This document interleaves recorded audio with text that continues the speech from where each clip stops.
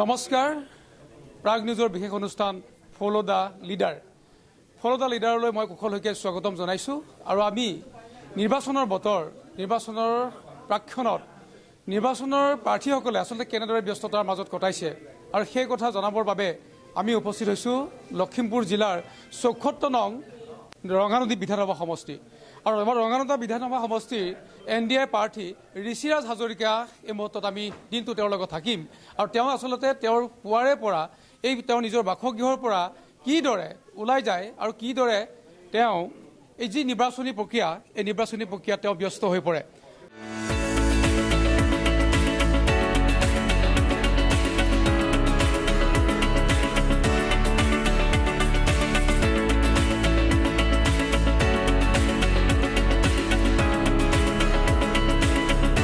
আপোনাক অভিনন্দন জনাইছোঁ, স্বাগতম জনাইছোঁ। আমি আজি কথা পাতিম আপোনাৰ লগত যে কিদৰে আপুনি নিৰ্বাচনৰ বাবে সাজু হৈছে, কেনেদৰে সাজু হৈছে। আমি ইতিমধ্যে দেখিছোঁ যে আপুনি ঘৰৰ পৰা এতিয়া ওলাব, যাত্ৰা কৰিব আৰু আপোনাৰ যাত্ৰাৰ লগত আমি আজি প্ৰাগ নিউজ সংগী হিচাপে থাকিম। আপোনাক অভিনন্দন আৰু স্বাগতম জনাইছোঁ। হয়, ধন্যবাদ। আৰু আপোনাৰ প্ৰাগকো মই ধন্যবাদ জনাইছোঁ যে আপোনালোক আমাৰ ৰঙানদীৰ বৃহত্তৰ ৰাইজক সমস্যাসমূহ অসমবাসীৰ ওচৰত উপস্থাপন কৰিবৰ কাৰণে আপোনালোক আহিছে। আপোনাৰ নিৰ্বাচনৰ বতৰ বুলি ক'লে এটা বিশেষ ব্যস্ততা থাকে আৰু আমাৰ অকণমান ব্যস্ততাটো বেছি বুলি নক'লেও মানে ৰাইজৰ যিহেতু মৰম বেছি আমাৰলৈ। আপুনি দেখিছে যে পুৱাৰে পৰা আমাৰ ঘৰত এটা বৃহৎ ভিৰ আৰু এই ভিৰ একেবাৰে ৰাতি 2-3 বজালৈকে, অৰ্থাৎ ৰাইজৰ লগত এটা আমাৰ আত্মিক সম্পৰ্ক আছে আৰু সেই সম্পৰ্কৰ কাৰণে ক'ৰবাত ন ক'ৰবাত ৰাইজে আমাৰ মাজত নিজৰ ল'ৰাটোক বিচাৰি পায়। সেইকাৰণে আমাৰ ঘৰলৈ আহোঁতে নেতাৰ ঘৰ বুলি নহয়, বেটাৰ ঘৰ বুলি আহে। তো সেইকাৰণে ইয়াত যিহেতু কোনো ধৰণৰ পাবন্ধি নাই, ইয়াত কোনো ধৰণৰ বাধা বাধকতা নাই। সেইকাৰণে ৰাইজে নিজৰ ঘৰ বুলি ভাবি আপুনি দেখিছে এতিয়াও ঘৰৰ বাহিৰত চাগে 4-5 হাজাৰমান মানুহ আছে। তো এইটো আচলতে ল'ৰাৰ প্ৰতি আশীৰ্বাদ, মাক দেউতাকৰ সুবাসিক দিবৰ কাৰণে আহে ৰাইজে। আৰু দিনটো যিহেতু আজি আপুনি আমাৰ থাকিবই, আজি দিনটোৰ মোৰ আচলতে মই ডাঙৰ সভা ৰখা নাই। আজি যিহেতু আমি কি হয় যে ডাঙৰ সভাবোৰ আমি কৰি থাকোঁ, ডাঙৰ সভাবোৰৰ লগে লগে আমাৰ আমি গাঁৱলৈকে যাবলৈ পাহৰি যাওঁ। সেইকাৰণে মই প্ৰথম টিকেট পায়ে আহি ডাঙৰ সভা কিছুমান কৰিলোঁ, প্ৰায় 47খন ডাঙৰ সভা কৰিলোঁ। কৰাৰ পাছত এতিয়া মই প্ৰত্যেক বুথে প্ৰায় মোৰ 220টা বুথ আছে। যোৱাকালিলৈকে প্ৰায় 85টা বুথ মই 85খন মিটিং কৰিলোঁ দুদিনত। আজিৰ দিনটোত মোৰ প্ৰায় 40ৰ পৰা 35খন মোৰ মিটিঙৰ এটা পৰিকল্পনা আছে। মই বিচাৰিছিলোঁ যে অহা কাইলৈৰ ভিতৰত মই 222টা বুথকে এবাৰ চুই যাব পাৰোঁ নেকি। আৰু তাৰ পাছত মই আকৌ পঞ্চায়ত ভিত্তিক মিটিং কৰিম, য'ত 10,000 মানুহৰ আমাৰ এক্সপেক্টেশ্যন আছে প্ৰতি পঞ্চায়তে। মই ভাবোঁ যে আমি এইকেইটা দিনত প্ৰায় 1.5 লাখ মানুহৰ ওচৰলৈকে আমি যাবলৈ আমি চেষ্টা কৰিম। এয়া হৈছে ঋষিৰাজ হাজৰিকা। তেখেতৰ ইতিমধ্যে প্ৰথম বক্তব্য লৈছোঁ, কাৰণ উত্তৰ অসমৰ আটাইতকৈ চৰ্চিত থকা ৰঙানদী বিধানসভা সমষ্টি ডিলিমিটেশ্যনৰ পিছত প্ৰথমবাৰৰ বাবে ঋষিৰাজ হাজৰিকাই ইয়াত প্ৰতিদ্বন্দ্বিতা আগবঢ়াইছে NDA মিত্ৰজোঁটৰ প্ৰাৰ্থী হিচাপে। আমি কথা পাতি যাম।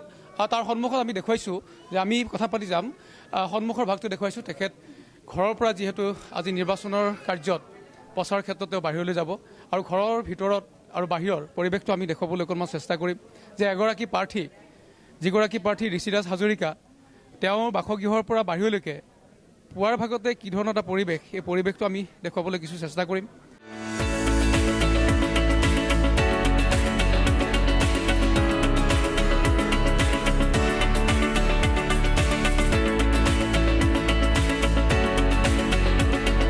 প্ৰাগ নিউজৰ বিশেষ অনুষ্ঠান ফলো দা লিডাৰ।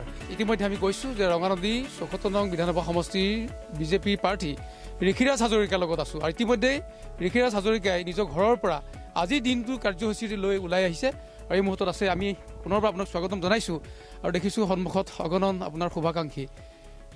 যিহেতু আপুনি নিৰ্বাচনৰ কাৰ্যত আছে আৰু নিৰ্বাচনী যিহেতু প্ৰচাৰ আপোনাৰ কাৰণে অধিক অপেক্ষা কৰি আছে, আমি সন্মুখৰ ভাগটো দেখুৱাম, কিন্তু কিছু সময় অকণমান কথা পাতিম যে যিহেতু আপোনাৰ কাৰণে অগণন শুভাকাংক্ষী আপোনাৰ সমৰ্থকসকল ৰৈ আছে। হয়, মানে আচলতে মোৰ আজি দিনটো মই কৈছিলোঁ যে মই লাষ্ট 3টা দিন মই কেৱল বুথৰ সভা হ'বলৈ বুথৰলৈ গৈছোঁ, যে বুথত ৰাইজক মাত লগোৱা, আশীৰ্বাদ লোৱাৰ কাৰণে আহিছোঁ। আৰু আজিয়ে প্ৰথম অনুষ্ঠান আপুনি দেখিছে, যিহেতু আমাৰ বুথত কাৰ্যকৰ্তা শুভাকাংক্ষীসকল আমাৰ অপেক্ষাগত আৰু আমি আজি এনেকৈ দিনটোত প্ৰায় 40টা বুথলৈকে যাম। 40খন সভা আমি এনেকুৱা কৰিম, যাতে ক্ষুদ্ৰ ক্ষুদ্ৰ মানে আমি সৰু লৈ যাতে মাইক্ৰ' লেভেলত, কাৰণ ভাৰতীয় জনতা পাৰ্টীয়ে বিশ্বাস কৰোঁ যে আমি সমাজৰ শেষৰজন ব্যক্তিক কেনেকৈ আমি সংস্পৰ্শ কৰিব পাৰোঁ, কেনেকৈ চুব পাৰোঁ, আৰু সেইকাৰণে তাৰে আমি যিহেতু ভাৰতীয় জনতা পাৰ্টীৰ কাৰ্যকৰ্তা, সেইকাৰণে আমি ডাঙৰ সভাসমূহৰ সমান্তৰালভাৱে আমি প্ৰাৰ্থীজনে আমি ৰাইজৰ কাষলৈ যাবলৈ চেষ্টা কৰি থাকোঁ। আচলতে কিমান ভাল পালে, কিমান জনপ্ৰিয় হ'লে আচলতে নিজৰ নামটো, প্ৰাৰ্থীগৰাকীৰ নামটো নিজৰ ডিঙিত ওলমাই লয়। মই সন্মুখৰ ভাগটো দেখুৱাইছোঁ। এই মুহূৰ্তত আমি কিছু পৰিৱেশ দেখুৱাব লাগিব যে প্ৰাৰ্থীগৰাকী অহাৰ লগে লগে এয়া তেওঁক উষ্ম আদৰণি জনাইছে, আৰু ঋষিৰাজ হাজৰিকাক আশীৰ্বাদ প্ৰদান কৰিছে।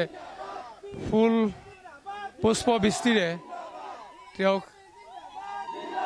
উষ্ম আদৰণি জনাইছে। ইয়াৰ সমান্তৰালকৈ আমি কৈছোঁ যে তেওঁ পোষ্টাৰ বেনাৰ তেওঁ ডিঙিত আঁৰি লৈছে। ঋষিৰাজ হাজৰিকা, এয়া হৈছে তেওঁলোকৰ জনপ্ৰিয় নেতা ঋষিৰাজ হাজৰিকা, আৰু ৭৪ নং ৰঙানদী বিধানসভা সমষ্টিৰ NDA প্ৰাৰ্থী হিচাপে এইবাৰ প্ৰাৰ্থিত পাবলৈ সক্ষম হৈছে ঋষিৰাজ হাজৰিকা। আৰু ঋষিৰাজ হাজৰিকাক উষ্ম আদৰণি এই মুহূৰ্তত জনোৱা এটা পৰিৱেশ আমি এই মুহূৰ্তত দেখুৱাই আছোঁ যে ৰঙানদী সমষ্টিবাসীয়ে তেওঁ কিমান মৰমেৰে আচলতে আঁকোৱালি লৈছে, সেই এটা পৰিৱেশ।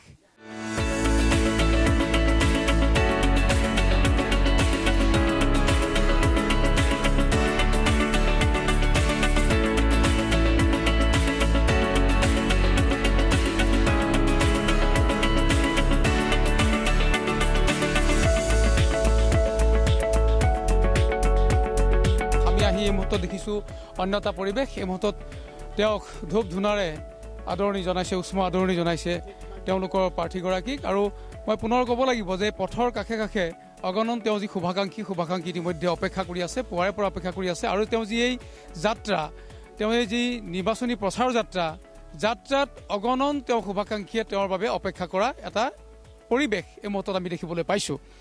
ঋষিৰাজ হাজৰিকা সকলোৰে মৰমৰ, আৰু ৰঙানদী সমষ্টিত তেওঁক বিধায়ক হিচাপে বিচাৰিছে। আৰু তেওঁ বিধায়ক হ'লে ৰঙানদীৰ যি সমস্যা, ইতিমধ্যে থাকি যোৱা যিবোৰ সমস্যা, সেই সমস্যা ইতিমধ্যে তেওঁ দূৰীকৰণ কৰিব, সেই আশাৰে সকলোৱে অপেক্ষিত।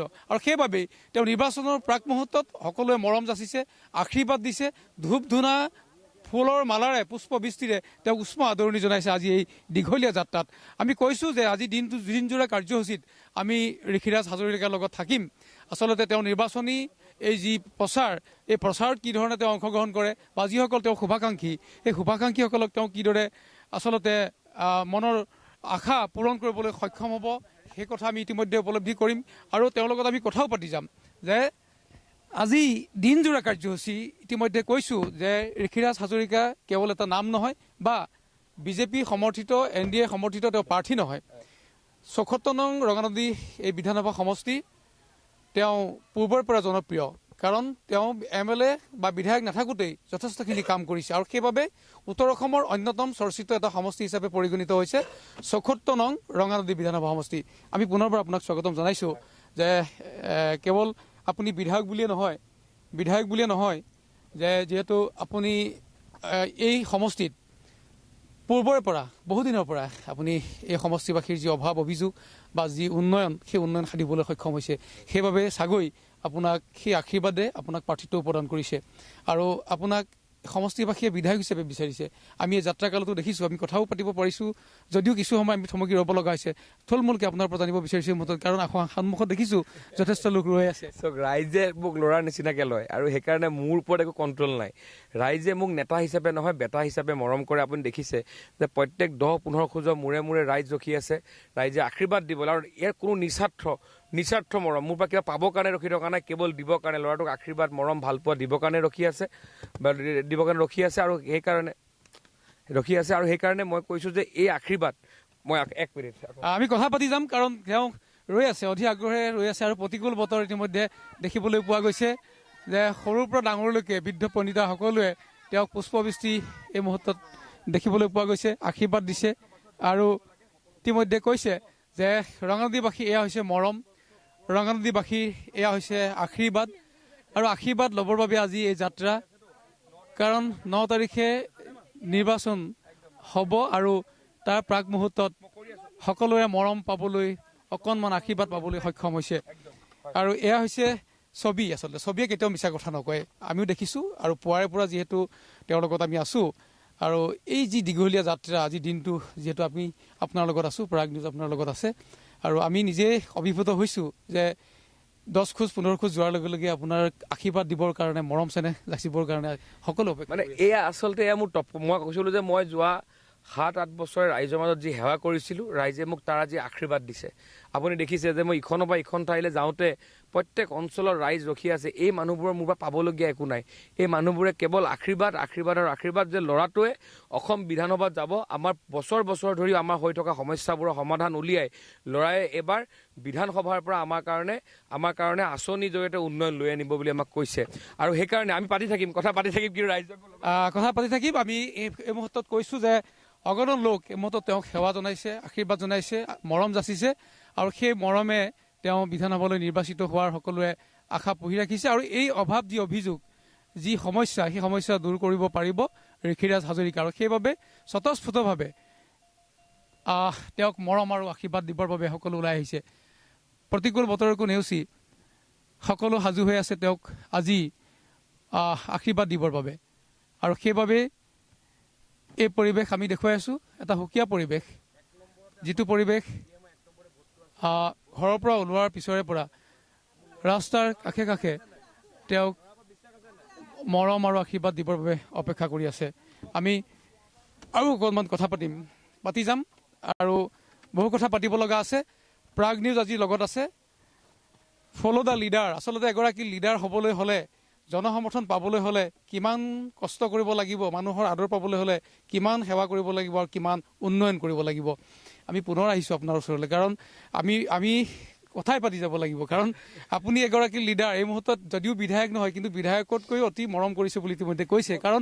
আপুনি কেতিয়াও ভবা নাছিল যে মই বিধায়ক হ'ম বা কোনোবা এদিন ৰাজনীতি যাম সেইখিনি কথাও পাতিম কিন্তু এই মুহূৰ্তত আমি এইখিনি কথা ৰাইজে মানে মই কৈছিলোঁ যে ৰাইজৰ মই নেতা নহয় ৰাইজৰ মই বেটা আৰু বেটা হিচাপে যি মৰম যি ভালপোৱা যি স্নেহ দিছে মই কৈছোঁ ৰঙানদীত কোনে কিমান ভোট পাব কি কৰিব ডাঙৰ কথা নহয় কিন্তু মৰম মোৰ সমান কোনেও নাই পোৱা না পাব পাৰিব সেইটোত মই কোনো কেতিয়াও সেইটোত মই মানি ল'ব নোৱাৰোঁ আপুনি দেখিছে মই আপোনালোকৰ লগতে কথা পাতিব পৰা নাই 2-3 সাজৰ মূৰে ৰাইজে যি ল'ৰাটোক আশীৰ্বাদ দিবলৈ মৰম দিবলৈ ৰৈ আছে এয়া কেতিয়াও কৃত্ৰিম মৰম হ'ব নে এয়া ৰাজনীতি হ'ব নে ৰাজনীতি ঊৰ্ধত গৈ মৰম আৰু এয়া ভগৱন্তৰ আশীৰ্বাদ যুৱ নেতা আচলতে যুৱ নেতাই সেয়ে কথা কৈছে আমি কথা পাতিম এই মুহূৰ্তত আমি এটা অন্য পৰিৱেশ দেখুৱাবলৈ চেষ্টা কৰিছোঁ যে আৰতি উৰুলি পুষ্পবৃষ্টি ধূপ ধূনাৰে তেওঁক মৰম যাচিছে আৰু আশীৰ্বাদ দিছে যাতে ৰঙানদী সমষ্টিৰ পৰা তেওঁ জয়ী হ'ব লাগে আৰু ৰঙানদী সমষ্টিৰ পৰা জয়ী হৈ তেওঁ যাতে সেৱা কৰিবলৈ সুযোগ পাব লাগে এনেধৰণৰ আচলতে তেওঁ আগবাঢ়ি আহিছে আৰু পথৰ কাষে কাষে সকলোৱে তেওঁক উষ্ম আদৰণি জনাইছে আৰু এটা পৰিৱেশ আমি দেখিবলৈ পাইছোঁ ককাৰ পৰা আশীৰ্বাদ লৈছে জ্যেষ্ঠজনৰ পৰা আশীৰ্বাদ লৈছে কনিষ্ঠজনকো মৰম কৰিছে এয়া হৈছে জননেতা যুৱ নেতা সকলোৰে প্ৰিয় ঋষিৰাজ হাজৰিকা আৰু আমি এই মুহূৰ্তত সেই পৰিৱেশ দেখিবলৈ পাইছোঁ যে বৃদ্ধ বনিতাৰ পৰা কণ কণ ল'ৰা ছোৱালীয়ে সকলোৱে তেওঁক মৰম যাচিছে আশীৰ্বাদ দিছে আৰু ককাৰ পৰা সেৱা লৈছে আৰু ককাৰ পৰাও সেৱা লৈছে এয়া হৈছে ঋষিৰাজ হাজৰিকা আমি কথা পাতি যাম ফ'ল' দ্য লিডাৰ আজি প্ৰাগ নিউজ বিশেষ অনুষ্ঠান আমি এটা খন্তেক বাণিজ্যিক বিৰতি আৰু বিৰতিৰ পিছত আমি কথা পাতিম আজি ফ'ল' দ্য লিডাৰ এগৰাকী লিডাৰে কিদৰে আচলতে নিজৰ নিৰ্বাচনী প্ৰচাৰত ব্যস্ত হৈ আছে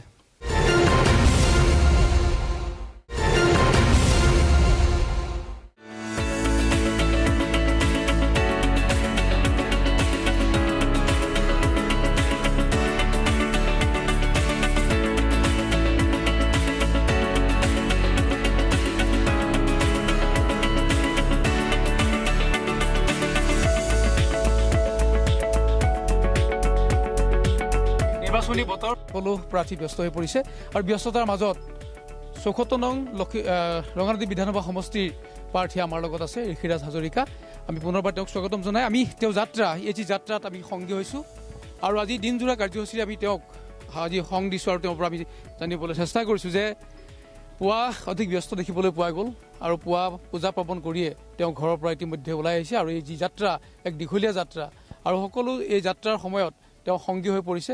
পথৰ দুই কাষে কেৱল মানুহ দেখিবলৈ পোৱা গৈছে যে কিমান জনপ্ৰিয় হ'লে এগৰাকী প্ৰাৰ্থীক ইমান মৰম বা ইমান আশীৰ্বাদ দিবলৈ আগবাঢ়ি আহে। আমি পুনৰবাৰ আপোনাক স্বাগতম জনাইছোঁ যে পুৱাৰ পৰা দেখিছোঁ ব্যস্ততা, আজি দিনজোৰা ব্যস্ততা আপুনি, আৰু পুৱা কিদৰে উঠি পূজা পাৰ্বণ কৰি? মই পুৱা শুই উঠাৰ পিছতে মোৰ বেলেগ একো নাথাকে, মই গা পা ধুই নৰ্মেলি মই প্ৰায় 1-1.5 ঘণ্টা পূজাত বহোঁ। আৰু আপুনি আজিও দেখিছে যে মোৰ ব্যতিক্ৰম নহয়, যে মই আজিও প্ৰায় 1 ঘণ্টা সময় মই সেইখন সময় মই একে নীৰৱে পাৰ কৰোঁ। আৰু মোৰ দিনটোৰ কাৰণে খাদ্য শক্তি চব তাতেই থাকে। মোৰ ভাত নাখালেও চলে, মোৰ ভাগৰ বাকী খাদ্যৰ ইমান প্ৰয়োজন নহয়। খালি কেৱল মই যি ভগৱন্তৰ যি আশীৰ্বাদ, যোনটো সেৱা, এই সেৱাখিনি 1-1.5 ঘণ্টা যেতিয়া অলপ মেডিটেশ্যন, অলপ যোগাসন কৰি এইখিনি কৰি মই ধুনীয়াকৈ দিনটো যাত্ৰা আৰম্ভ হয়। আৰু বিশেষকৈ যিহেতু এইকেইদিন ৰাজনৈতিক ব্যস্ততা চলিছে, দেখিছে পুৱাৰে পৰা ঘৰলৈ ৰাইজ আহে। আৰু মই পুৱাৰ ভাগত মই যোৱা 4-5 বছৰ ধৰি মই খোৱা বোৱাৰ প্ৰতি অলপ মোৰ ৰেষ্ট্ৰিকশ্যন ৰাখোঁ। মই খোৱা বোৱাত অলপ খুব কম খোৱা হয়। আৰু সেইকাৰণে বিশেষ একো নাই, গতানুগতিকভাৱে আমি দৈনন্দিন জীৱনত যেনেকৈ এটা সাধাৰণ পৰিয়ালৰ ল'ৰাই যেনেকৈ আমি বসবাস কৰোঁ তেনেকৈয়ে থাকোঁ। খালি বিশেষভাৱে মোৰ এটাই অলপ ব্যতিক্ৰম, যিহেতু মই ধৰ্মৰ লগত বয়সটো চাই ধৰ্মটো অলপ বেছি কৰোঁ। আৰু সেইকাৰণে মানুহে ভাবে যে আচলতে ল'ৰাজনৰ কি কাহিনী এইটো। তো মই ধৰ্মত থাকি বৰ ভাল পাওঁ। আৰু সেইকাৰণে আপুনি দেখিছে মোৰ ঘৰত যে ৰাতিপুৱা এটা আধ্যাত্মিক পৰিৱেশ থাকে মোৰ ঘৰখনত। ধৰ্মৰ প্ৰতি যথেষ্ট আপুনি আগ্ৰহী, আৰু মই নিজেও আজি সাক্ষাৎ দেখিছোঁ প্ৰায় 2 ঘণ্টা 1.5-2 ঘণ্টা আপুনি পূজাত মগ্ন হৈ পৰে। আৰু বাহিৰত সমান্তৰালভাৱে আপোনাৰ ঘৰৰ চাৰিওফালে কেৱল মানুহ দেখিবলৈ পোৱা গৈছে। সকলোকে সন্তুষ্ট কৰি কিন্তু ওলাই আহিছে। চাওক, এইটো মা ভাগৱতীৰ, মা কামাখ্যাৰ আশীৰ্বাদ আমাৰ ওপৰত আছে, মোৰ পিতৃ মাতৃৰ আশীৰ্বাদ আছে। যে মই কৈছোঁৱে যে পৃথিৱীত পইচা ঘটিবৰ কাৰণে ভগৱন্তই ঘটিবৰ কাৰণে সাহস চবৰে ওচৰতে আছে, কিন্তু ৰাইজক সহায় কৰিবৰ কাৰণে, ৰাইজক দিবৰ কাৰণে আপোনাৰ আশীৰ্বাদ লাগিব, ভগৱন্তৰ ইচ্ছা লাগিব, নহ'লে আপুনি ৰাইজক দিব নোৱাৰে। বহু এনেকুৱা লোক থাকে যি বহু অজস্ৰ আছে কিন্তু ৰাইজক দিব নোৱাৰে। কিন্তু এনেকুৱা ব্যক্তি থাকে যি দিন হাজিৰা কৰে কিন্তু ৰাইজৰ দুখ দেখিলে গৈ দিব পাৰে। তেওঁৰ ওপৰত ঈশ্বৰৰ কৃপা আছে। তো ৰাইজক দিবৰ কাৰণে ঈশ্বৰৰ কৃপা লাগিব। আপোনাৰ সমষ্টিবাসী ইতিমধ্যে কৈছে যে ঋষিৰাজ হাজৰিকাই তেওঁ ৰাজনীতি কৰিবৰ কাৰণে আচলতে মানুহক সহায় কৰা নাই।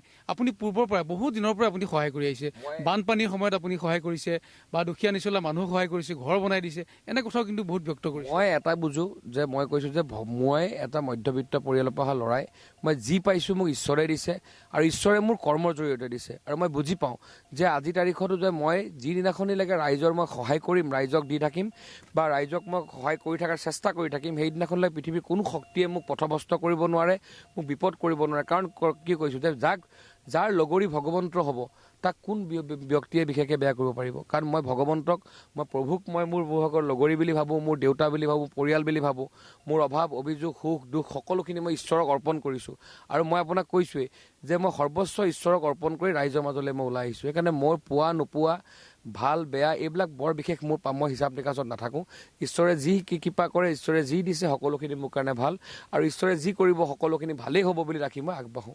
নিশ্চিতভাৱে আমি কথা পাতিম। সন্মুখত বহুত লোক ইতিমধ্যে হাজিৰ হৈ আছে, তেওঁ আশীৰ্বাদ দিবৰ বাবে আৰু সেৱা কৰিবৰ বাবে তেওঁ ইতিমধ্যে আগবাঢ়ি গৈছে। আৰু কাৰণ তেওঁ ভগৱানক বিশ্বাস কৰে, আৰু ভগৱানক বিশ্বাস কৰিয়ে তেওঁ যাত্ৰা আৰম্ভ কৰে। এয়া আজিৰ কথা নহয়, তেওঁ সৰু কালৰ পৰাই তেনেদৰে ভগৱন্তক সেৱা কৰি, ঈশ্বৰক বিশ্বাস কৰি সেৱা আগবঢ়াই আহিছে। আৰু সেইবাবে হয়তো তেওঁ অনুমান কৰাৰ দৰে বা তেওঁ ভবাৰ দৰে আজি ৰাইজক সেৱা কৰিবলৈ আগবাঢ়ি আহিছে। জনপ্ৰতিনিধি হ'বৰ বাবে ৰাইজৰ আশীষ বিচাৰিছে। নিৰ্বাচনৰ কাৰণে এই যি প্ৰচাৰ, এই প্ৰচাৰত ইতিমধ্যে হাজাৰ হাজাৰ লোক তেওঁ সাৰথি হৈছে, তেওঁক আশীষ দিছে, তেওঁক শুভাশীষ জনাইছে, আৰু আশীৰ্বাদ কৰিছে যে ৰঙানদী সমষ্টিৰ পৰা তেওঁক যদি জয়যুক্ত কৰে, তেনেহ'লে জনপ্ৰতিনিধি হিচাপে তেওঁ আৰু এটা সুযোগ পাব সেৱা কৰাৰ বাবে। আমি কথাও পাতি যাম, তেওঁৰ ৰাজনীতি জীৱনৰ কথা আছে, তেওঁ কিয় ৰাজনীতিত আহিব লগা হ'ল, এনে বহু কথা আছে। আমি দিনজোৰা ইতিমধ্যে কৈছোঁ যে তেওঁৰ লগত আছোঁ আৰু কথা পাতি যাম। মই পুনৰ কৈছোঁ যে ৭৪ নং ৰঙানদী বিধানসভা সমষ্টি একেবাৰে নতুন, ডিলিমিটেশ্যনৰ পিছত এতিয়া নতুন সমষ্টিলৈ ৰূপান্তৰ হৈছে। ইয়াৰ পূৰ্বে নাওবৈচা সমষ্টি আছিল। নাওবৈচাৰ সমান্তৰালকৈ নাওবৈচা, বিহপুৰীয়া বা লখিমপুৰ, এই তিনিটা ভাগ কৰি এটা সমষ্টি হৈছে ৭৪ নং ৰঙানদী সমষ্টি। এই সমষ্টিটো কিন্তু নতুন, আৰু প্ৰাৰ্থীগৰাকীও নতুন, যুৱ নেতা। সমষ্টি নতুন, প্ৰাৰ্থীও নতুন। আৰু যদি নতুন প্ৰাৰ্থী যদিও কিন্তু নতুন যেন লগা নাই, যেন ইমান আদৰ, ইমান মই ৰাজনৈতিক প্ৰাৰ্থী হিচাপে নতুন, কিন্তু ৰাইজৰ ল'ৰা হিচাপে মোৰ 8.5 বছৰ হৈছে ৰাইজৰ মাজত থাকি ৰাইজৰ লগত কাম কৰি সদায় ৰাইজৰ পক্ষত থাকিব চেষ্টা কৰিছিলোঁ। আৰু সেইকাৰণে ৰাইজে আজি ইমান মৰম কৰিছে, আশীৰ্বাদ দিছে। পুৱাৰে পৰা মা, ভনী, বাইদেউসকলে যি ধৰণে স্বতঃস্ফূৰ্তভাৱে ওলাই আহে। আৰু আটাইতকৈ ডাঙৰ কথা যে আপুনি দেখিছে যে নিস্বাৰ্থ মৰম, গামোচা এখন পিন্ধোৱা, ফুল এপাহ গাত দিয়া, আশীৰ্বাদ দিয়া, মৰম কৰা, কোনোবাই গবা মাৰিয়ে ধৰে ল'ৰাটোৰ বুলি। তো এই যে মৰম, এই যে ভাল পোৱা স্নেহ, এই স্নেহ আশীৰ্বাদ। আৰু এই মই কৈছোঁ যে আপুনি যে কৈছে যে আপুনি ইমান শক্তি ক'ত পোৱা যায়, এই শক্তি আচলতে যেতিয়া মায়ে যেতিয়া এগৰাকী, মোৰ ভাগৰ লাগি থাকিলেও গাড়ীখনৰ পৰা নামি যোৱাৰ লগে লগে যেতিয়া মাগৰাকীয়ে যেতিয়া মোক মূৰত হাতটো বুলাই কয় যে বোপাই তোৰ বিজয় নিশ্চিত, বোপাই তই আমাৰ কাৰণে ভাল কাম কৰিবি দেই, তাতকৈ ডাঙৰ শক্তি একো হ'ব নোৱাৰে। কাৰণ মই সেইকাৰণে অনুভৱ কৰিছোঁ যে মই এই সময়খিনিত মই না শুবলৈ বহুত বেছি সময় পোৱা যায়, না খাবলৈ পোৱা যায়। তাৰ পাছতো আপুনি ক'ৰবাত না ক'ৰবাত দুৰ্বল অনুভৱ নকৰা হয়। কাৰণ ৰাইজৰ মাজত যিটো মৰম, যিটো স্নেহ, যিটো হেঁপাহে ৰাইজে আঁকোৱালি লয় নহয়, তাত এটা আপোনাৰ 100% যিটো শক্তি পোৱা যায়, সেই শক্তিটোৰ কোনো মানে বেলেগ আৰু এনাৰ্জি ড্ৰিংকৰ লগত মানে তুলনা নহয়। ইয়াত যদিও আপুনি আপোনাৰ প্ৰাৰ্থিত্ব আছে, সমান্তৰালকৈ কংগ্ৰেছ আছে, বিৰোধী আছে, বিৰোধীক আপুনি কিদৰে ভাবে এই মুহূৰ্তত? চাওক, মোৰ কাৰণে বিৰোধী প্ৰত্যাহ্বান কিবা এনেকুৱা ধৰণৰ কথা মোৰ কাৰণে নহয়। মোৰ কাৰণে প্ৰত্যাহ্বান হৈছে যে ৰাইজে যি মৰম, ভাল পোৱা, স্নেহ আগবঢ়াইছে, ইয়াৰ পাছত মই যদি সফল হৈ আহোঁ, মই সফল হৈ অহাৰ পিছত মই যি ধৰণে বিজেপিক কাম কৰিব লাগিব, মই বিজেপিৰ MLA হৈ অহাৰ লগে লগে যি ধৰণে এই ৰাইজৰ কাৰণে কাম কৰিব লাগিব, সেই কামবোৰ যদি কিবা কাৰণত কৰিব মই নোৱাৰোঁ, যদি পলম হয়, ৰাইজে মোক অভিশাপ দিব। আৰু মই এজন হিন্দু সনাতনী সভ্যতাক বিশ্বাস কৰা যুৱক হিচাপে মই অভিশাপ লৈ জীয়াই থকাৰ মোৰ ইচ্ছা নাই। সেইকাৰণে মোৰ পৰিকল্পনা হৈছে যে যদি ৰাইজৰ আশীৰ্বাদত মই সফল হওঁ, মোৰ কাৰণে প্ৰত্যাহ্বান হৈছে যে কিমান সোনকালে মই ৰাইজক দিয়া প্ৰতিশ্ৰুতিসমূহ সম্পূৰ্ণ কৰিব পাৰোঁ। মোৰ কাৰণে প্ৰত্যাহ্বান হৈছে মাজনীয়ে মোক আশীৰ্বাদ দিওঁতে কৈছিল ঘৰৰ ল'ৰাটো ঘৰলৈ সোনকালে ঘূৰাই আন, এইটো মোৰ কাৰণে প্ৰত্যাহ্বান। মোৰ কাৰণে প্ৰত্যাহ্বান মোক মাসকলে কৈছে ৰাস্তাবোৰ সোনকালে বনাই দিয়ে, এইটো মোৰ কাৰণে প্ৰত্যাহ্বান। মোৰ কাৰণে বিৰোধী প্ৰত্যাহ্বান নহয়। মইতো বিৰোধীক আবেদন জনাম, মই ইয়াৰ পৰা আপোনালোকৰ যোগেদি মই জনাম যে 9 তাৰিখলৈকে আপোনালোকে মোক যিমান গালি পাৰে পাৰক, 9 তাৰিখৰ পাছত আমি সকলোৱে মিলি একেলগে এখন সুন্দৰ ৰঙা নদীৰ কাৰণে কাম কৰিব লাগিব। যি ধৰণে ঋষিৰাজ হাজৰিকা জনপ্ৰিয়, ঠিক সমান্তৰালভাৱে বিৰোধীও কয় জয়ন্ত খানো বোলে জনপ্ৰিয়। গতিকে জয়ন্ত খান আপোনাৰ প্ৰত্যাহ্বানৰ নিশ্চয় সন্মুখীন হোৱাৰ সম্ভাৱনা আছে। সেই প্ৰত্যাহ্বানক নেওচি আপুনি বিৰোধীক প্ৰতিহিত কৰিবৰ বাবে কি ধৰণৰ ৰণকৌশল সৃষ্টি কৰিব? চাওক, মই কোনো ৰণকৌশল তৈয়াৰ কৰা নাই। মোৰ এটাই ৰণকৌশল ৰাইজ। আমি আগতে নিৰ্বাচন খেলোঁ নেতাৰ জৰিয়তে, মই এইবাৰ নিৰ্বাচন খেলিছোঁ ৰাইজৰ জৰিয়তে। মই ৰাইজৰ সেইকাৰণে পদূলিলৈকে চোতাললৈকে যাবলৈ চেষ্টা কৰিছোঁ। আৰু ৰাইজে পদূলি চোতালে যি আশীৰ্বাদ, মৰম, ভালপোৱা, স্নেহ দিছে, ইয়াৰ পৰা স্পষ্ট যে ৰঙা নদীয়ে এইবাৰ ল'ৰাক বিপুল ভোটত জয়যুক্ত কাৰণে কাম কৰিব।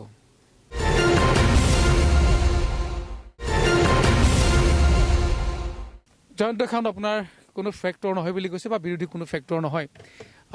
যথেষ্ট উন্নয়ন হৈছে, আমি বিজেপি চৰকাৰৰ দিনত যথেষ্ট উন্নয়ন হৈছে বুলিও কৈছে, আৰু হ'বলগীয়াও আছে। আপুনি যিহেতু এই সমষ্টিটোৰ নতুন আৰু প্ৰাৰ্থীও আপুনি নতুন, আপোনাৰ কি পৰিকল্পনা আছে এই সমষ্টিৰ পৰা আপুনি সেৱা কৰা? মই কৈছোঁ যে ৰঙানদী বিধানসভা সমষ্টিৰ অন্তৰ্গত যিসকল যুৱ ভাই ককাই মোৰ ইতিমধ্যে বেংগলোৰ, হায়দৰাবাদলৈ ছিকিউৰিটি গাৰ্ড কৰি আছে, এই ভাইসকলক মই কেনেকৈ ঘৰলৈ ঘূৰাই আনিব পাৰোঁ, এই ভাইসকলক মই কেনেকৈ ঘৰলৈ ঘূৰাই আনি কৰ্মসংস্থাপন কৰিব পাৰোঁ। আৰু বাৰে বাৰে কৈছোঁ, কংগ্ৰেছৰ অপশাসন আৰু যোৱা 5 বছৰে কংগ্ৰেছে যি বিশ্বাসঘাতকতা ৰঙানদী পূৰ্বৰ নাওবৈচা আৰু আজি ৰঙানদীক বিশ্বাসঘাতকতা কৰিলে, তাৰ পৰিৱৰ্তে আমি ৰাইজক এইবাৰ উন্নয়ন উপহাৰ দিবৰ কাৰণে আমাৰ মূল উদ্দেশ্য, ইনফ্ৰাষ্ট্ৰাকচাৰ, আমাৰ উদ্দেশ্য ৰোড কানেক্টিভিটি, আমাৰ উদ্দেশ্য এমপ্লয়মেণ্ট। তো আমাৰ বহুত ধৰণৰ আমি বিষয় লৈ গৈছোঁ। আৰু আপোনালোকে জানে যে যিহেতু চৰকাৰ বিজেপি হ'ব, কেন্দ্ৰত বিজেপি চৰকাৰ, এই গোটেইবোৰ সমস্যা সমাধান কেৱল বিজেপিৰ ওচৰত আছে। আমি কথা পাতিম, কাৰণ আপোনাৰ সন্মুখত দেখিছোঁ যথেষ্ট লোক লৈ আছে। আমি তেখেতসকলকো সুযোগ কণ দিব লাগিব। আৰু আমি দেখুৱাই গৈছোঁ যে আজিৰ দিনজোৰা এই কাৰ্যসূচী ফ'ল' দ্য লিডাৰ, আচলতে এজন লিডাৰে কিদৰে নিৰ্বাচনৰ প্ৰাক মুহূৰ্তত জনসমৰ্থন বিচাৰে বা কি ধৰণে তেওঁলোকৰ প্ৰচাৰ চলে, আৰু সেই প্ৰচাৰ দেখুৱাবৰ বাবে আমি লিডাৰক ফ'ল' কৰোঁ। আচলতে লিডাৰে কি ধৰণে ফ'ল' কৰিছে, এয়া আমি আহি পাইছোঁহি এই ৰঙানদী সমষ্টি এক ভিতৰুৱা অঞ্চল পাইছোঁহি। ৰঙানদী বিধানসভা সমষ্টিৰ অন্তৰ্গত খ্ৰীষ্টান বস্তিত আমি উপস্থিত হৈছোঁ। আৰু এই খ্ৰীষ্টান যি গীৰ্জাঘৰৰ সন্মুখৰ এই পৰিৱেশ এটা দেখিবলৈ পাইছোঁ যে অগণন লোক ঋষিৰাজ হাজৰিকাক আশীৰ্বাদ দিবৰ বাবে ৰৈ আছে, আৰু গীৰ্জাৰ ঘৰৰ ফালে ইতিমধ্যে আগবাঢ়িছে। আৰু ইয়াত তেওঁলোকে অপেক্ষা কৰি আছিল যে ঋষিৰাজ হাজৰিকা আহিব আৰু ইয়াত তেওঁক অকণমান মৰম, আশীৰ্বাদ আৰু ইয়াৰ পৰাই সেৱা ল'ব।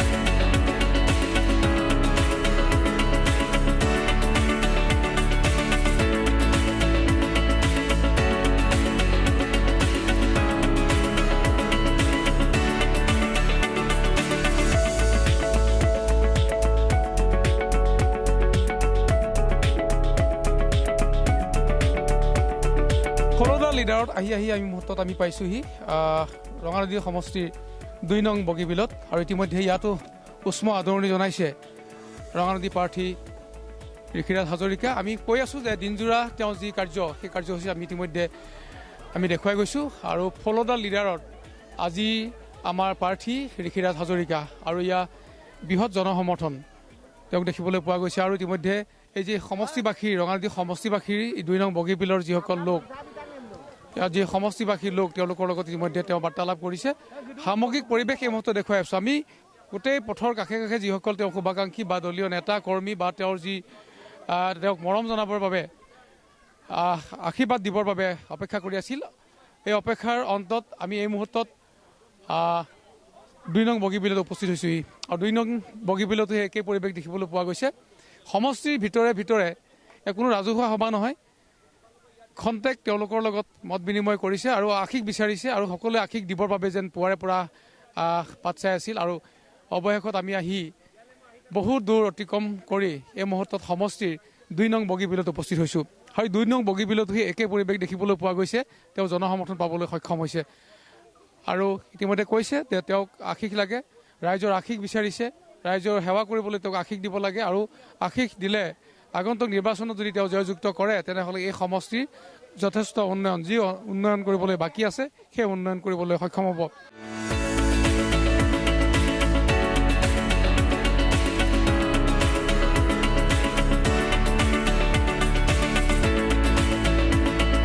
আমি দিনজোৰা যিহেতু যাত্ৰা, এই যাত্ৰা অবিৰত যাত্ৰা আমি আহি ভিতৰৰ অঞ্চল 2 নং বগীবিলত উপস্থিত হৈছোঁ।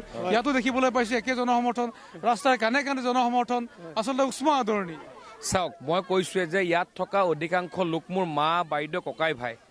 আপুনি আজি সেইকাৰণে এই অঞ্চললৈ যেতিয়া নেতা হিচাপে নাহোঁ, বেটা হিচাপে আহোঁ, ৰাইজে মোক মৰম ল'ৰাৰ নিচিনা কৰে। আপুনি এতিয়া এই মাৰ দেখিছে, এই মাৰ মই ল'ৰা, এই মায়ে মোক ল'ৰাৰ নিচিনা মৰম কৰে। কাৰণ মায়ে নেতা বহুত দেখিছে, বেটা পোৱা নাছিলে। আৰু এই অঞ্চলসমূহলৈ মই আজি ভোট খুজি আহিছোঁ এনেকুৱা নহয়, এই অঞ্চলসমূহৰ ৰাইজৰ ওচৰলৈ মই নিজে আহি থাকোঁ। আৰু আজি সেইকাৰণে ৰাইজে যেতিয়া ঘৰৰ ল'ৰাটোৱে যেতিয়া ভাল কাম এটা কৰিব যায় সকলোৱে মিলি সহযোগ কৰে নকৰে। ঠিক তেনেদৰে আজি যেতিয়া ঋষিৰাজ হাজৰিকা ইলেকশ্যন খেলিবলৈ ওলাই আহিলে ৰাইজে কৈছে যে এয়া ঋষিৰ ইলেকশ্যন নহয়, এয়া আমাৰ সকলোৰে ইলেকশ্যন। এইবাৰ আমাৰ ল'ৰাক জিকাই এইবাৰ MLA বনাই আমি নিজে প্ৰত্যেকে MLA হ'ম বুলি কৈছে।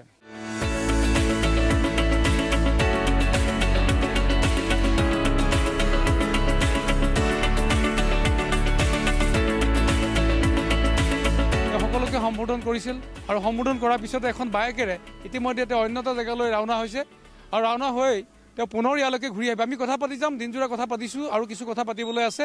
কাৰণ তেওঁ ৰাজনীতি জীৱনলৈ কেনেকৈ আহিল বা ৰাজনীতি তেওঁ কিয় বাছি ল'লে, এনে বহু কথাই কিন্তু তেওঁৰ পৰা আমাৰ জানিবলৈ বাকী আছে।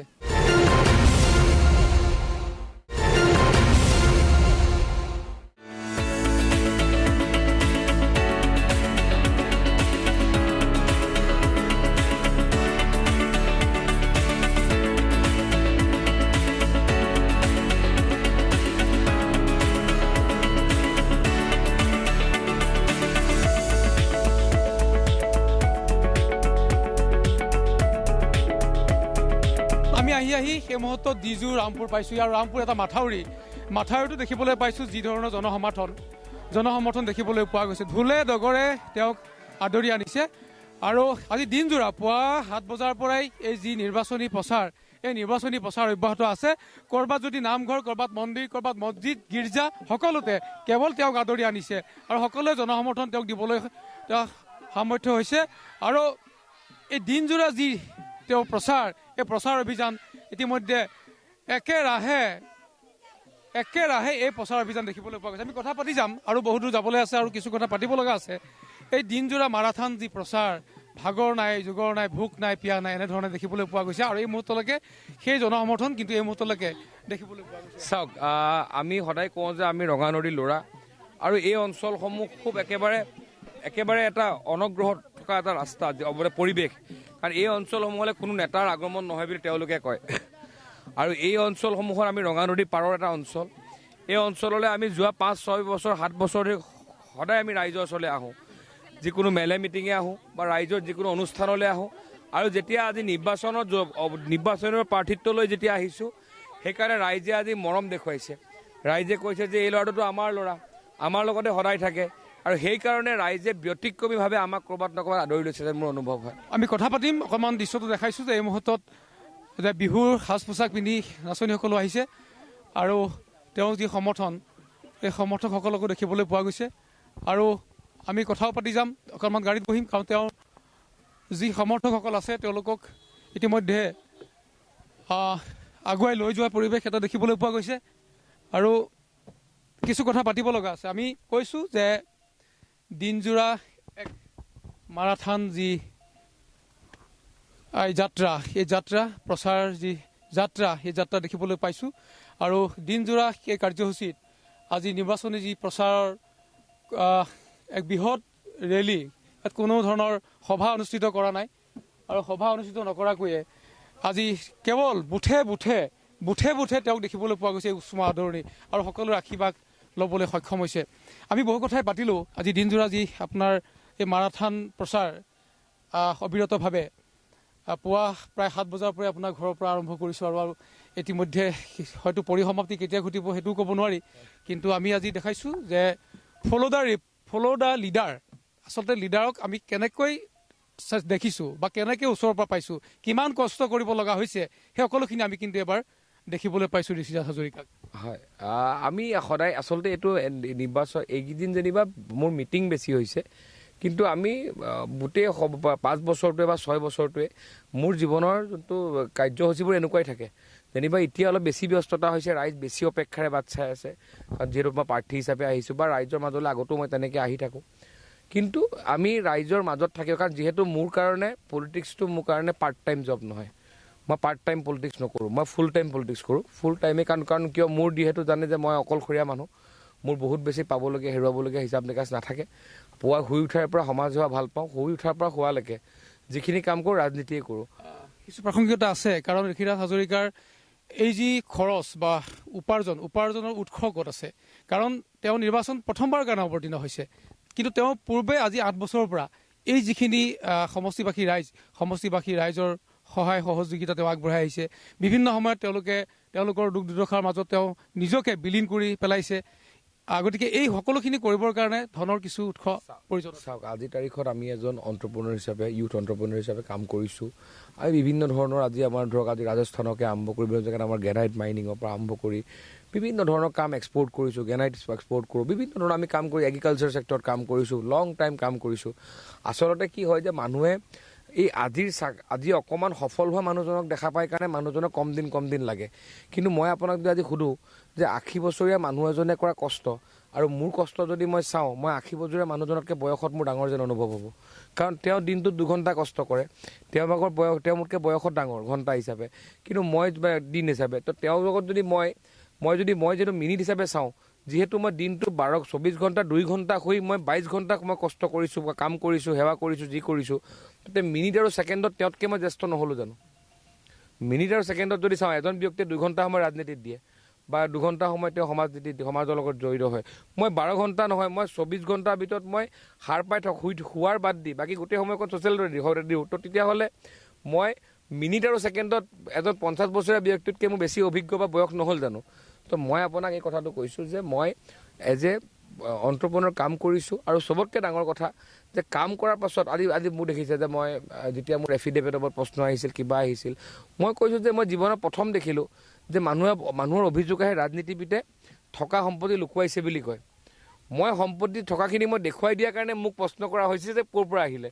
তো মই কৈছোঁ মোৰ ওচৰত আছে, মই সেইখিনি মই ডিক্লেয়াৰ কৰিছোঁ।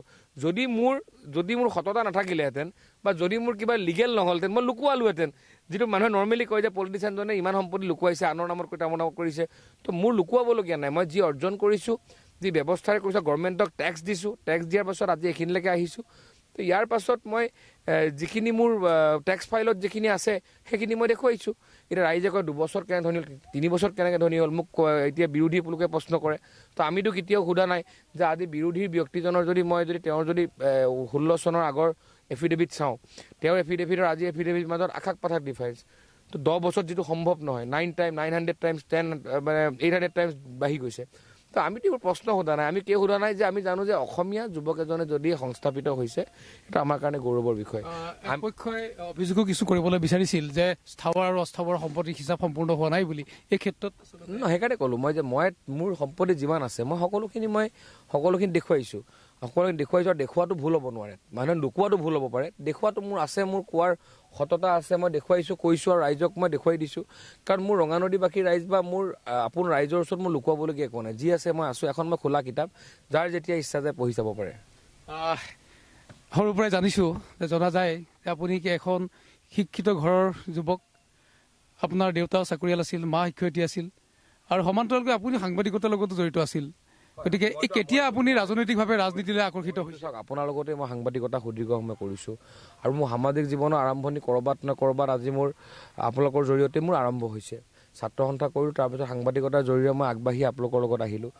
মই সেইকাৰণে আজি কওঁ, যিদিনাখনি মই নমিনেশ্যন দিছোঁ, মই আৱেগিক হৈ আছিলোঁ যে মই এদিন ময়ো বোমটো লৈ ৰাইজৰ মাজলৈ গৈছিলোঁ, ৰাইজক প্ৰশ্ন সুধিছিলোঁ, প্ৰাৰ্থীজনক প্ৰশ্ন সুধিছিলোঁ। আৰু মই আজি ক'ব বিচাৰোঁ যে মই সেইদিনাখন এনেকুৱাকৈ বাৰে বাৰে কৈছিলোঁ যে সাংবাদিকতাৰ পৰা সংবিধানৰ নামত শপত লোৱালৈ এখোজ বুলি কৈছিলোঁ। তো সেইকাৰণে আপুনি কি হয় যে মানুহৰ জীৱনত কাৰো কেতিয়াও বেয়া চিন্তা কৰা নাই, বেয়া নাই ভাবা, সদায় ৰাইজৰ সৎ চিন্তা কৰিছিলোঁ। সমাজ সেৱা, চাওক, মই এটা কথা বিশ্বাস কৰোঁ যে আপুনি যি স্থানতে নাথাকক কিয়, আপোনাৰ যদি উদ্দেশ্য সৎ হয় আৰু আপুনি যদি কৰ্ম যদি ৰাইজৰ হিতৰ কাৰণে হয়, ৰাইজৰ ভালৰ কাৰণে যদি হয়, আপোনাক সেই স্থানৰ পৰা আপুনি বিভিন্ন স্থানলৈ যাব পাৰে। আপুনি বহু এনেকুৱা সাংবাদিক, বহু এনেকুৱা শিক্ষাবিদ, বহু এনেকুৱা অৰ্থনীতিবিদ আছে যি পিছলৈ ৰাজনৈতিকভাৱে সফল হৈ তেওঁলোকে ভাৰতবৰ্ষক বা অসমখনক বা ৰাজ্যখনক তেওঁলোকে সেৱা আগবঢ়াইছে। তো মই ক'ব বিচাৰোঁ যে আজি একাংশৰ আমাৰ উৎস বা আমাৰ উত্থানটোক লৈ চিন্তা কিয় হয় যে এজন LP স্কুলৰ ল'ৰা কেনেকৈ ধনী হ'ব পাৰে, দুখীয়া মানুহক আমি ধনী হ'বলৈ কেনেকৈ দিম? তেওঁলোকৰ কথা হ'ল যে দুখীয়া মানুহ দুখীয়া হৈ থাকিব লাগিব, ধনী হ'ব নোৱাৰিব। ধনী কেৱল হোৱাৰ যোনটো বিষয়, এইটো ধনীৰ ল'ৰাহে পাৰিব। ৰজাৰ পিতেক ৰজা হ'ব পাৰিব, কিন্তু LP স্কুলৰ শিক্ষকৰ ল'ৰা পিতেক MLA হ'ব নোৱাৰে। সেইটো মই তীব্ৰ বিৰোধিতা কৰোঁ আৰু মইতো তেওঁলোকক কৈছোঁৱে যে অহা 5 বছৰত মই ৰঙানদীৰ পৰিৱেশ এনেকুৱা নিৰ্মাণ কৰি দিম যে এই অঞ্চলৰ পাত তোলা মানুহজনৰ বাগানত পাত তোলা মাগৰাকীৰ, দেউতাগৰাকীৰ ল'ৰায়ো ক'ব যে অহা 5 বছৰৰ পিছত মই ৰঙানদীৰ MLA হ'ম। ইতিমধ্যে যিমান উপাৰ্জন কৰিছে তাত সিংহভাগ ৰাইজৰ মাজত বিলাই দিছে, সেয়া কিন্তু পূৰ্বৰ কথা। তেওঁ তেতিয়াও ভবা নাছিল মই ৰাজনৈতিক ক্ষেত্ৰখনত এজন বিধায়ক হিচাপে নিৰ্বাচনত অৱতীৰ্ণ হ'ম। আমি আশা ৰাখিছোঁ তেওঁ আগবাঢ়ি যাওক। বহু কথাই পাতিলোঁ, আমি ইয়াৰ পিছত কিছু ঘৰুৱা কথা পাতিম আৰু ঘৰুৱা কথা কিছু পাতিব লগা আছে। খন্তেক লৈছোঁ বাণিজ্যিক বিৰতি।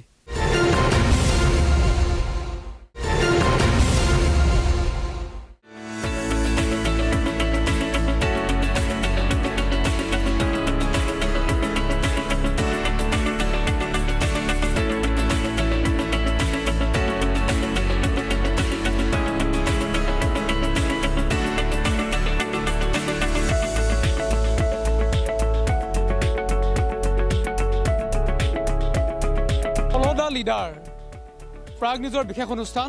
আজিৰ দিনটোত আমাৰ লগত আছিল লখিমপুৰ জিলাৰ ৭৪ নং বিধানসভা সমষ্টিৰ প্ৰাৰ্থী, বিজেপি প্ৰাৰ্থী ঋষিৰাজ হাজৰিকা। আমি পুৱা 7 বজাৰ পৰা এই যাত্ৰা আৰম্ভ কৰিছিলোঁ আৰু দিনজোৰা যি কাৰ্যসূচীৰ ইতিমধ্যে পৰিসমাপ্তি ঘটিছে। ভাগৰ নাই, যোগৰ নাই, পিয়া নাই, ভোক নাই, সকলো ক্ষেত্ৰতে এই মুহূৰ্তত দেখিবলৈ পোৱা গৈছে ঋষিৰাজক। আমিও দিনটো তেওঁ সংগী হিচাপে থাকিলোঁ আৰু লিডাৰ কেনেদৰে হ'ব লাগে, লিডাৰ কেনেদৰে হয়, সেই গোটেই কথাখিনি আজি প্ৰাগ নিউজৰ কেমেৰাত বন্দী হ'ল। কি ক'ব, আচলতে পুৱাৰ পৰাই দেখিলোঁ এই অবিৰত যাত্ৰা, এই নিৰ্বাচনৰ যি প্ৰচাৰ, এই প্ৰচাৰ কোনো সভা সমিতিত নহয়, ৰাস্তাৰ কাণে কাণে, নামঘৰে, মছজিদে, মন্দিৰে, সকলো জেগাতে আপোনাৰ সমৰ্থক আৰু ইতিমধ্যে আপোনাক এই শেষলৈকে আপোনাৰ সমৰ্থকক দেখা গ'ল। আচলতে মোৰ সমৰ্থক নহয়, মোৰ পৰিয়ালৰ সদস্য।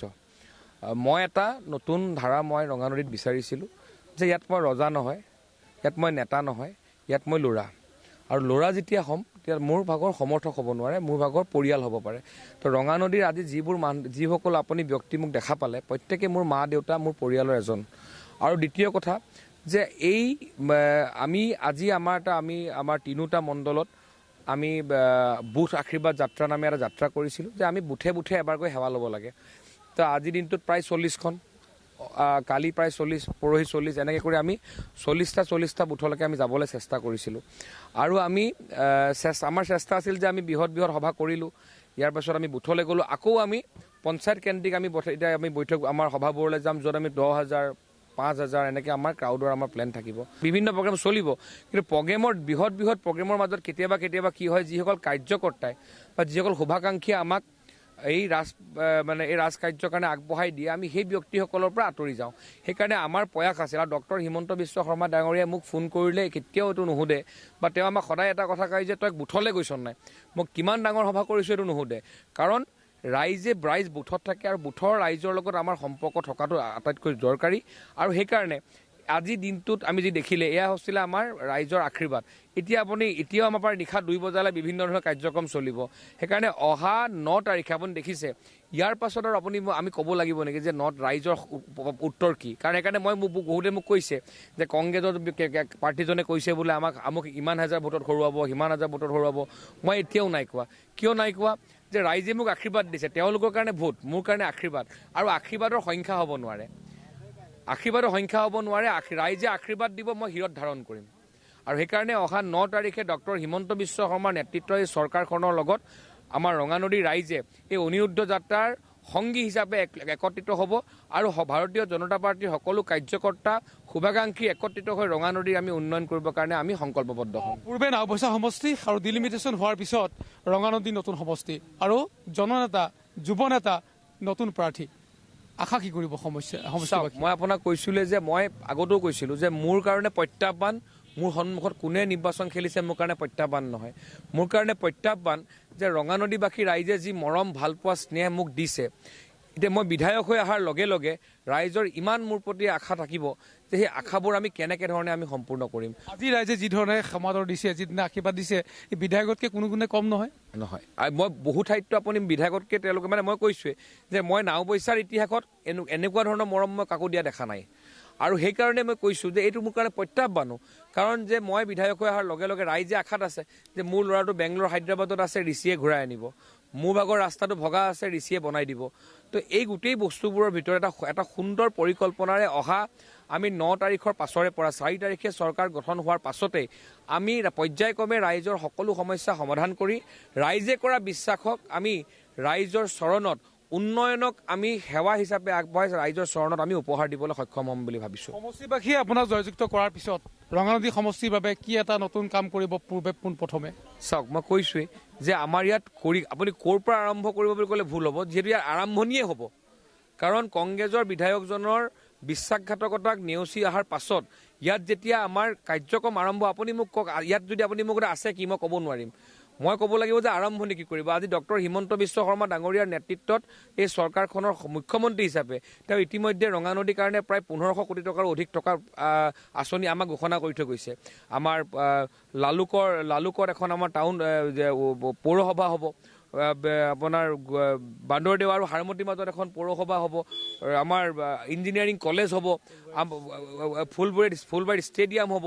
তো এনেকুৱা ধৰণৰ বিভিন্ন ধৰণৰ কথাৰ লগে লগে আটাইতকৈ ডাঙৰ কথাটো হ'ল যে আমি মুখ্যমন্ত্ৰীক আবেদন জনাইছিলোঁ যে আহিবলগীয়া সময়ত আমাৰ এই অঞ্চলৰ ছাত্ৰ ছাত্ৰী আৰু আমাৰ এই অঞ্চলৰ যুৱকসকলক আমি কৰ্মসংস্থাপন প্ৰদান কৰি এটা কৰ্মমুখী জাতি হিচাপে আগুৱাই নিবৰ কাৰণে আমাৰ ল'ৰা ছোৱালীয়ে যাতে বেংগলোৰ, হায়দৰাবাদত গৈ চিকিউৰিটি গাৰ্ড কৰিব নালাগে অনিচ্ছা স্বত্বেও। সেইকাৰণে আমি আহিবলগীয়া সময়ত তেওঁ যদি আজি জাগিৰ ৰোডত ছেমি কণ্ডাক্টৰ আজি উদ্যোগ দি যদি সেই অঞ্চলত যদি 40-50 হাজাৰ মানুহ কৰ্মসংস্থাপন দিব পাৰে, মই ভাবোঁ আহিবলগীয়া সময়ত ক্ষুদ্ৰ কিছুমান আমাৰ ইনভেষ্টমেণ্ট যদি আমি এই অঞ্চললৈ আনিব পাৰোঁ, বা বিভিন্ন ধৰণৰ আমাৰ যিবোৰ উদ্যমিতা আঁচনি আছে, আজি মুখ্যমন্ত্ৰীয়ে কৈছে যে 10,000 নতুন উদ্যমী যুৱকক তেওঁ 1 লাখকৈ টকা দিব। আজি 1 লাখকৈ টকা যদি মোৰ ইয়াতে 5,000, 3,000 যুৱকেও যদি পায়, তাৰ 3,000টা ক্ষুদ্ৰ উদ্যোগ তৈয়াৰ হ'ব। এই ক্ষুদ্ৰ উদ্যোগৰ পৰা লাহে লাহে ল'ৰা ছোৱালী আত্মবিশ্বাসলৈ যাত্ৰা কৰিব। কাৰণ আমাৰ যুৱকসকলক আমি বাৰে হীনমন্যতাৰ দিশে ঠেলি আছোঁ, তই নোৱাৰ বুলি কৰিবলৈ। এখনেই চৰকাৰ আহিছে, যিখন চৰকাৰে কৈছে যে তই পাৰিবি, অৰ্থাৎ হীনমন্যতাৰ পৰা আত্মবিশ্বাসলৈ এটা জাতি, এটা প্ৰজন্মক লৈ যাবৰ কাৰণে ডক্টৰ হিমন্ত বিশ্ব শৰ্মা ডাঙৰীয়াই যি কাম কৰিছে, সেই যাত্ৰাৰ ৰঙানদীৰ সেনাপতি হিচাপে মই তেওঁৰ লগত থাকি আহিবলগীয়া সময়ত প্ৰত্যেকজন যুৱ প্ৰজন্মক আমি কৰ্মসংস্থাপনৰ দিশে আগবঢ়াই দিবৰ কাৰণে কাম কৰিব লাগিব। ধন্যবাদ জনাইছোঁ। আমি অনুষ্ঠানৰ পৰা বিদায় ল'ব লাগিব। আৰু আজি দিনজোৰা কাৰ্যসূচীৰে ফ'ল' দ্য লিডাৰত ঋষিৰাজ হাজৰিকা ৰঙানদী সমষ্টিৰ বিভিন্ন প্ৰান্তলৈ গ'লোঁ। আৰু অহা 9 তাৰিখে জনতাৰ জনাৰ্দন হ'ব, কোনে ৰায় দিব, কোনে শেষ হাঁহি মাৰিবলৈ সক্ষম হ'ব। এই মুহূৰ্তত এই বিশেষ অনুষ্ঠানৰ পৰা মই কুশলীকে বিদায় জনাইছোঁ সকলোকে ধন্যবাদ জনাইছোঁ